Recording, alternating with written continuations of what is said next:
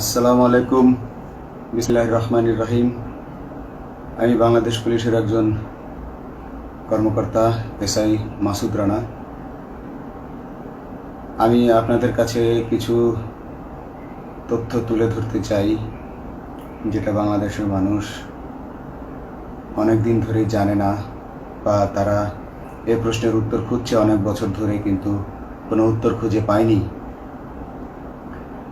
আজকে যাকে সেনাবাহিনী থেকে অব্যাহতি দেওয়া হলো, মেজর জেনারেল জিয়াউল হাসান, যিনি এনটিএমসির প্রধান ছিলেন এবং তিনি র্যাবের অতিরিক্ত পরিচালক ছিলেন। অতিরিক্ত পরিচালক অপারেশন। তিনি মেজর থাকতেই র্যাবে ছিলেন এবং বাংলাদেশে যত গুম খুন হয়েছে, বিএনপি সহ অন্যান্য যারা অ্যাক্টিভিস্ট, সেই গুম খুনের সাথে জড়িত এই জিয়াউল হাসান। অনেক নেতাদেরকেই র্যাবের কালো গাড়িতে করে সিভিলে ধরে আনা হতো, এনে র্যাব ওয়ানের গোপন আস্তানায় তাদেরকে আটক রাখা হতো। এরপর তাদেরকে সময় মতো অজ্ঞাত স্থানে নিয়ে তাদেরকে হত্যা করা হতো এবং অজ্ঞাত স্থানেই তাদের লাশ হয়তো নদীতে ডুবিয়ে দেওয়া হতো, নয়তো তাদেরকে দাফন করা হতো, নয়তো অ্যাসিডের মাধ্যমে তাদের লাশকে গলিয়ে দেওয়া হতো। আমি 2014 অক্টোবর থেকে 2017 ডিসেম্বর পর্যন্ত র্যাব সদর দপ্তরে কর্মরত ছিলাম। তখন র্যাবের ডিজি ছিলেন বেনজির, যিনি আজকে দেশের হাজার হাজার কোটি টাকা চুরি করে, পুলিশের হাজার হাজার কোটি টাকা চুরি করে পালিয়ে গেছেন বিদেশে। তো আমি দেখেছি অনেক মানুষকে কিভাবে অন্যায়ভাবে গ্রেফতার করে নিয়ে গুম করে রাখা হতো। আমি রিসেপশনে ডিউটি করতাম। গুম হয়ে যাওয়া মানুষের স্বজনেরা আমার কাছে আসতো, কিন্তু আমাদেরকে কঠোর নজরদারিতে রাখা হতো। সিসি ক্যামেরার আওতায় ছিলাম, তাদের সাথে আমরা ওভাবে কথা বলতে পারতাম না। তাদেরকে কোনো তথ্য দেওয়া নিষেধ ছিল আমাদের জন্য। কিন্তু তাদের স্বজনরা আসলে এসে যখন এখানে কান্না করতো, আমি নিজেকে ধরে রাখতে পারিনি। আমি অনেকের স্বজনকেই তাদের স্বজনের, গুম হয়ে যাওয়া স্বজনের পরিণতির কথা জানিয়ে দিতাম। বিশেষ করে যাদেরকে মেরে ফেলা হতো, খুন করা হতো, তাদেরকে আমি খারাপ সংবাদটা দিতাম না। কিন্তু যাদেরকে বন্দি করে রাখা হতো, যেমন বিএনপি নেতা সালাউদ্দিন আহমেদকে যখন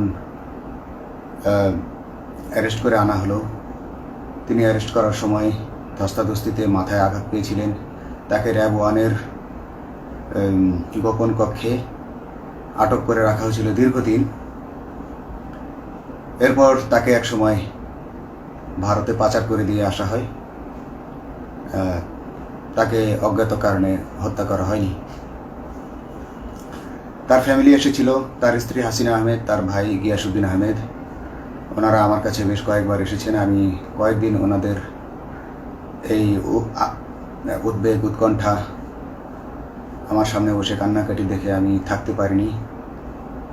আমি ওনাদেরকে কৌশলে আমার ফোন নাম্বার দিয়ে আমি ওনাদের সাথে দেখা করে ওনাদেরকে জানিয়ে দিই যে সালাউদ্দিন সাহেবকে হত্যা করা হয়নি, উনি জীবিত আছেন এবং ওনাকে হত্যা করার সিদ্ধান্ত নেওয়া হয়নি। এই সিদ্ধান্তগুলো যিনি নিতেন তিনি হচ্ছেন বর্তমানে মেজর জেনারেল জিয়াউল হাসান, যাকে আজকে অব্যাহতি দেওয়া হয়েছে। শুধু অব্যাহতি যদি দেয়া হয়, তাকে যদি বিচারের মুখোমুখি করা না হয়, তাহলে এই আন্দোলনের, এই স্বাধীনতার কোনো মূল্য থাকবে না। আমি আজকে আর কাউকে ভয় পাই না। আমি আজকে বিশ্বাস করি যে আজকে আমাকে এই সত্য বলার জন্য কেউ গুম করে দিতে পারবে না, এই সত্য বলার জন্য কেউ আমাকে অ্যারেস্ট করবে না। সেই কারণে আমি বুকে সাহস নিয়ে আজকে কথাগুলো বলছি। আপনারা যারা বিএনপি নেতা ইলিয়াস আলীর অপেক্ষায় আছেন, তাদের জন্য দুঃখজনক সংবাদ। তাকে অনেক আগেই হত্যা করা হয়েছে।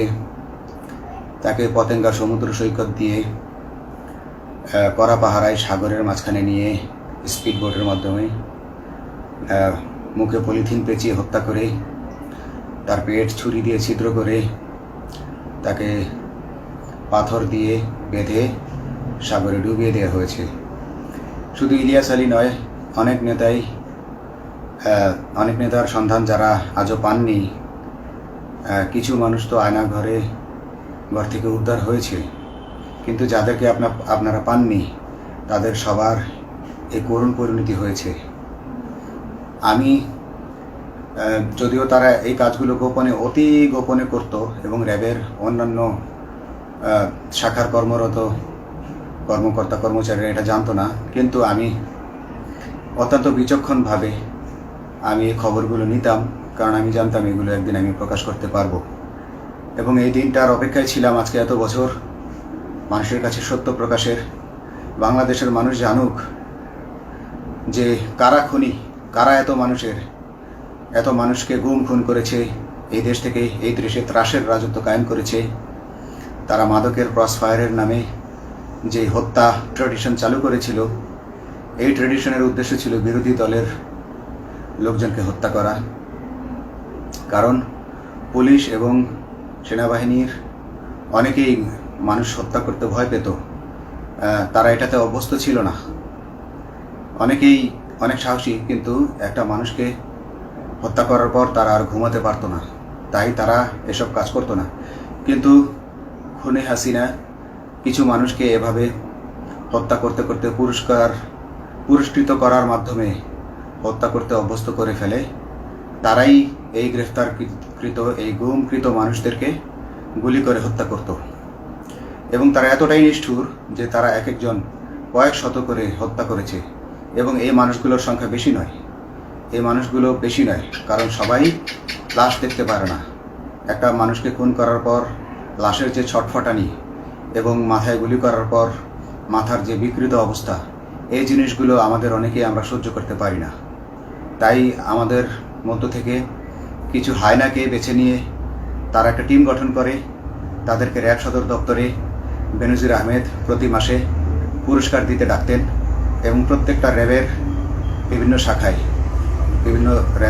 শাখায় এরকম দু একজন রাক্ষস ছিল যারা মানুষকে শ্যুট করত, গুলি করত, হত্যা করত এবং গুম করত।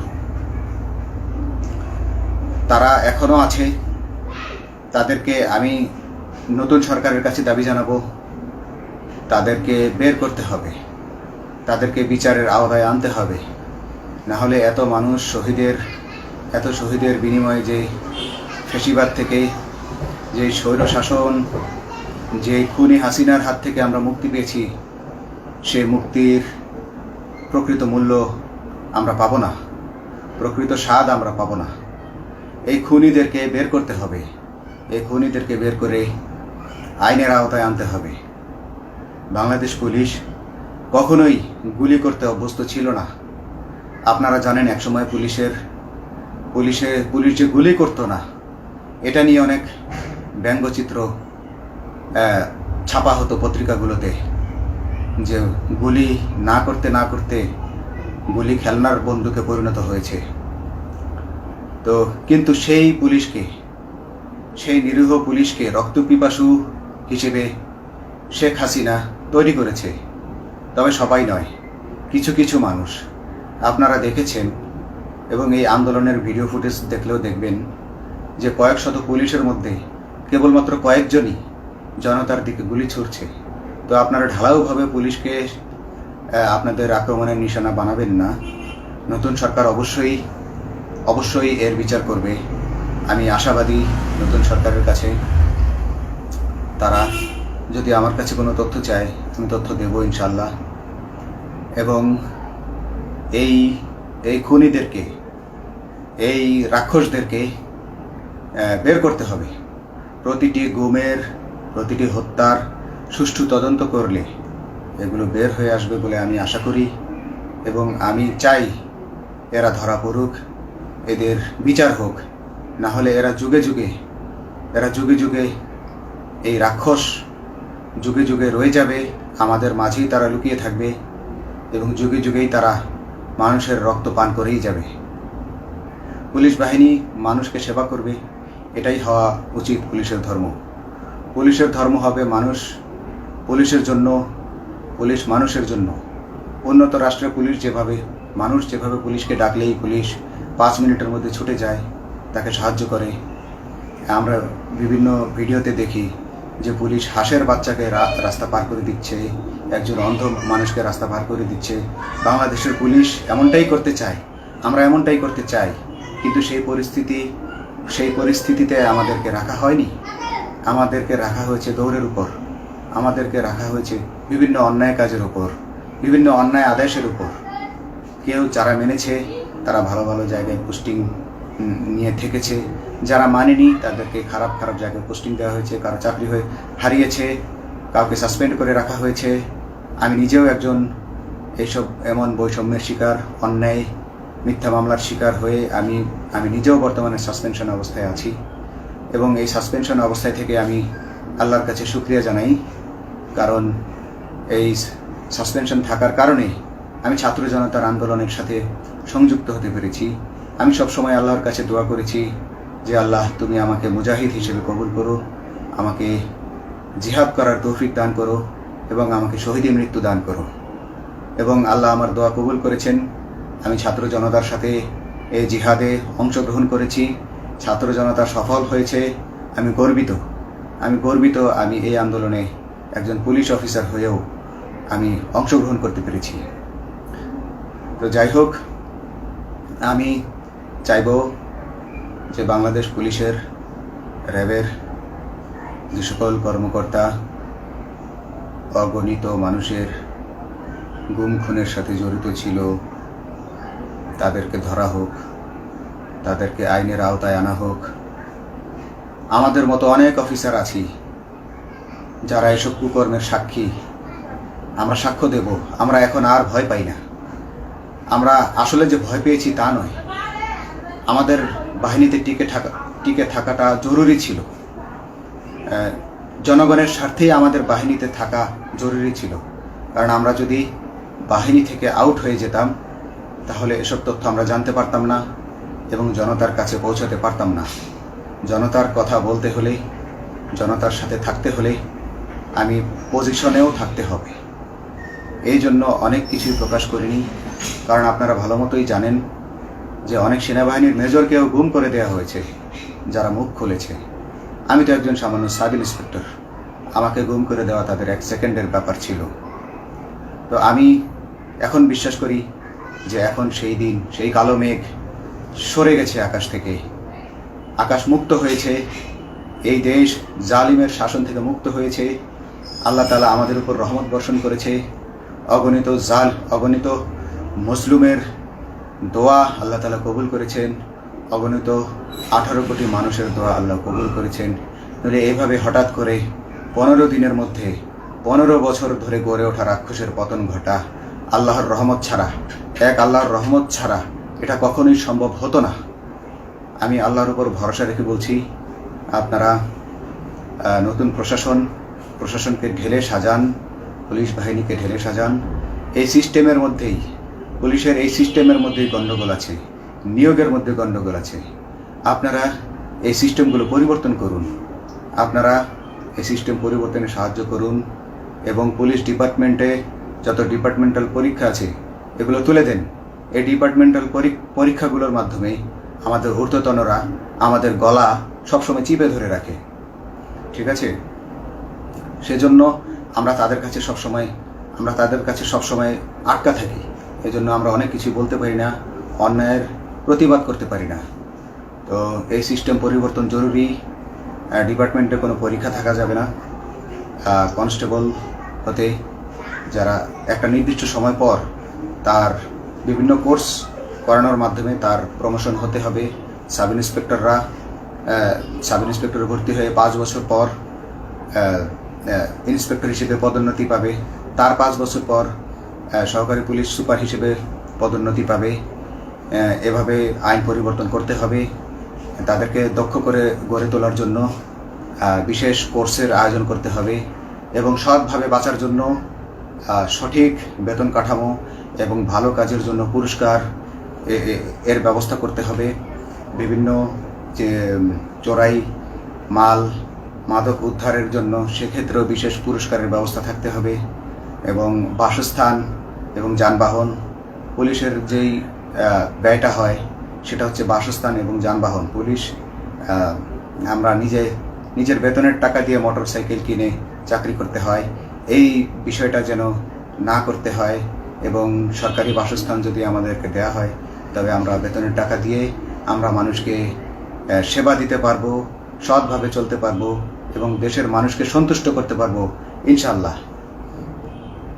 তো আমি আপনাদেরকে প্রথমে যেই তথ্যগুলো দিয়েছি গুম খুনের বিষয়ে, আপনারা এই তথ্যগুলো অনুসন্ধান করুন, অনুসন্ধানে টিম গঠন করুন। প্রত্যেকটা গুম খুনের বিচার হতে হবে এই দেশে। যারা আটক ছিলেন অনেকেই হয়তো এখন আয়নাঘর থেকে মুক্তি পেয়েছেন, কিন্তু যারা দুর্ভাগ্যের শিকার হয়ে মৃত্যুবরণ করেছেন তাদের আত্মীয় স্বজনরা, তাদের প্রতি আমার সমবেদনা রইল। তারা জোর দাবি তুলুন, তারা সবাই সরকারের কাছে আপনাদের পরিবার পরিজনের নিখোঁজ হওয়ার বিষয়টি তুলে ধরুন, আপনারা জোর দাবি জানান এবং গুম খুন তদন্তে একটি তদন্ত কমিটি গঠন করা হোক, যেখানে কোনো পুলিশ বা সেনাবাহিনীর সদস্য থাকবে না। এটা হতে পারে বিচার বিভাগীয় তদন্ত বা অন্য কারো মাধ্যমে, কিন্তু এই হায়নাদের এই খুনিদেরকে বের করুন, বের করে এদেরকে শাস্তির আওতায় আনুন, তবেই এই তারা তাদের বলিদান সফল হবে। আসসালামু আলাইকুম।